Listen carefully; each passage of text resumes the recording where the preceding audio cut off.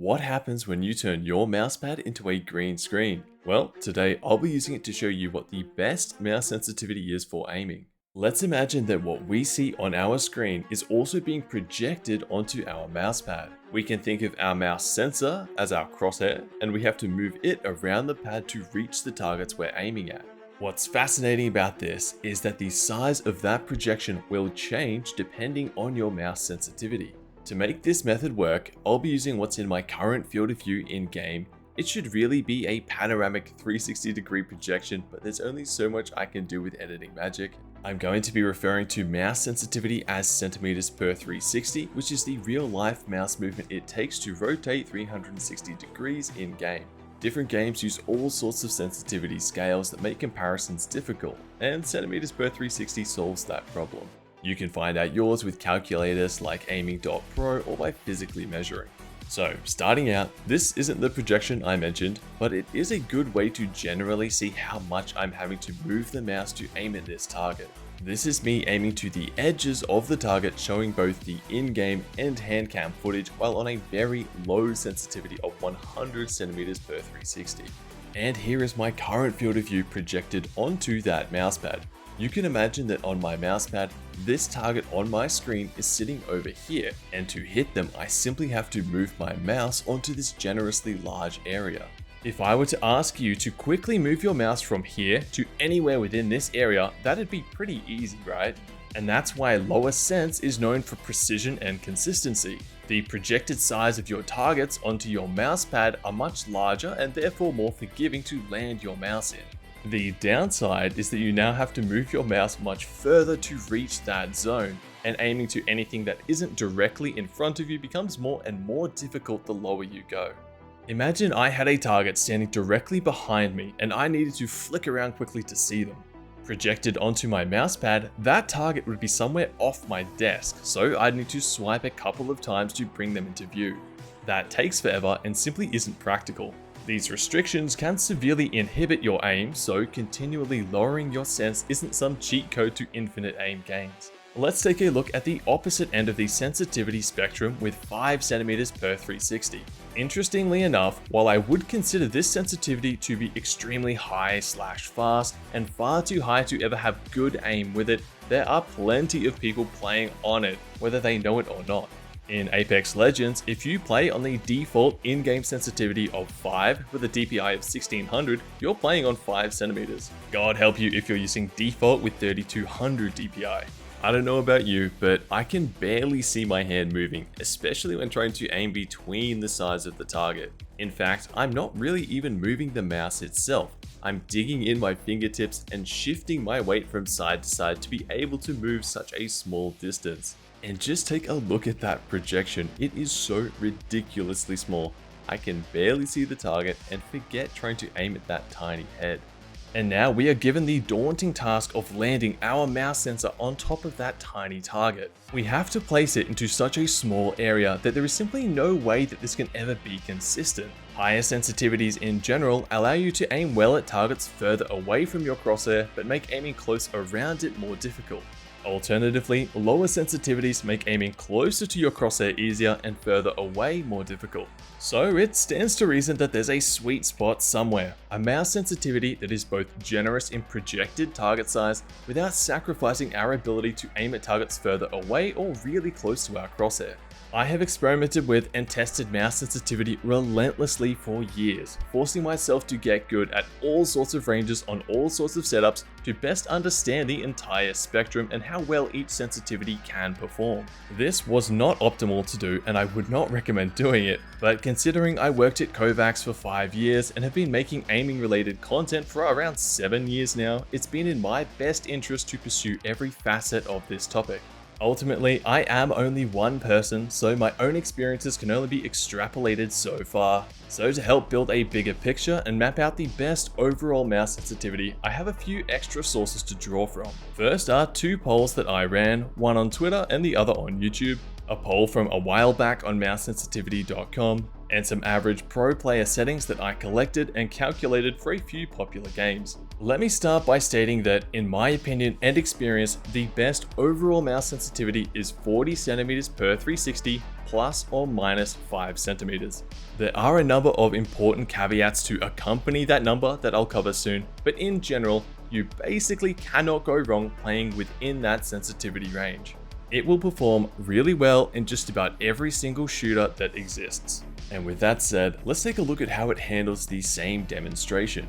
At 40 centimeters, the projected target size is still reasonably generous. If I were to ask you to quickly move your mouse from here to anywhere in this area, I think you'd nail it the majority of the time. The projected image is from playing on 120 horizontal field of view, which is a third of a full 360, so you can sort of imagine that our entire play space fits into this area on the 50 centimeters by 40 centimeters mousepad. There could be a target directly behind you, sitting here on the pad, above you, to the side, far away, etc. They're all readily accessible, quick to aim at, and about as large as possible without incurring significant drawbacks. On YouTube, I ran a poll asking people to select one sensitivity range to choose if they had to play on it forever.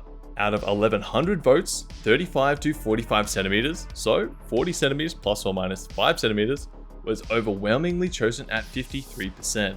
There is some bias here as the respondents are people who have watched my videos and have likely heard my opinions on this topic before, but it's still interesting to see. I actually made some predictions for this poll and took a photo right before posting it. It turns out I underestimated the popularity of the 35 to 45 range and overestimated the popularity of the fastest range listed at 15 to 25 centimeters. The Twitter poll looked largely the same, but this time I had a 45 to 55 centimeters plus option because I could only have 4 options in total. A user ran a similar poll on mousesensitivity.com in 2018, and with the ability to add more entries had ranges of 5 centimeters. The most popular sensitivity, if we read between the lines a little, sits closer to 36 centimeters. In the grand scheme of things, this is still quite close to 40, so we're starting to get a clear picture of the general consensus among aimers. And if we look at pro player mouse sensitivities, so these are the people who play these games for a living and have the most incentive to play on the most optimal and performative settings. In Overwatch, the average is 33.6, which may seem a little quick, but this number includes people playing heroes like Reinhardt and Mercy. If we look at hitscan players, this number bumps up to around 38. Apex Legends has an average of 37.7, while Counter-Strike has an average of 51.5. And with that, let's take a look at some of the caveats. 40 centimeters plus or minus 5 is a great all-round choice. You can't go wrong, but at the same time, it may not always be entirely optimal. In a game like Counter-Strike, the aiming requirements are rather unique. It's almost all about small flicks close to your crosshair. Rarely ever do you need to make large aiming movements, so that means you can exploit that precision and consistency we mentioned earlier that comes with lower sensitivity, without suffering all too much from the usual drawbacks. You may find that you play your best at 50 centimeters in Counter-Strike, but if you were to then play a game like Fortnite at 50, those drawbacks are suddenly going to feel very prohibitive. Personally, when I play Overwatch, I tend to play on around 45 centimeters, and that's mainly playing Cassidy and sometimes Soldier or Bastion. These are pretty standard hitscan heroes that benefit from precision, so I squeeze out as much precision as I can before the downsides of lower sense become problematic. At this sense, I can still maneuver the map and make large aiming movements accurately and quickly.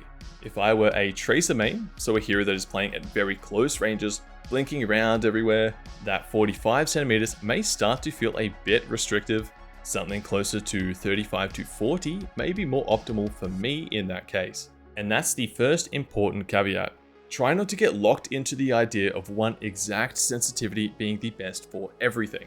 Think of it more as a range and flex around that depending on your aiming requirements. And secondly, we need to consider field of view. I have a whole video on this and screen distance that I'll link to below, but the quick version is this. The higher the field of view, the slower a mouse sensitivity will feel. And the lower the field of view is, the faster it will feel. This means that 40 centimeters when playing on 90 horizontal field of view will feel very different to 40 centimeters on 130 horizontal field of view. The real life mouse movement is the exact same, but our perception of it changes because of the different number of pixels we cross per degree of crosshair movement. A cool real world example of this can be seen in my mouse sensitivities across 3 games. In Overwatch at 103 HFOV, I play on 45 centimeters. In Black Ops 6, I play on 41.3 centimeters at 110 FOV. And in Apex, I play on 36.8 centimeters at 119 FOV. I didn't convert my sensitivity between any of them. When I play a new game, I experiment with the in-game sense until I find what feels right. You can clearly see how my preferred mouse sensitivity shifts with the field of view I'm playing on. This would indicate that there is an inherent optimal sensitivity for me to play on that isn't one exact number, but one exact feeling when moving the mouse. And I think that's what trips people up the most who embark on the quest to find their perfect mouse sensitivity. One value won't fit everything, but one feeling can, and that's what you need to find. You can also find the Clawmate mouse mod and premium gaming sleeves I designed over at struthgaminggear.com. Thanks so much for watching, be sure to subscribe for more content like this, and I'll catch you in the next one.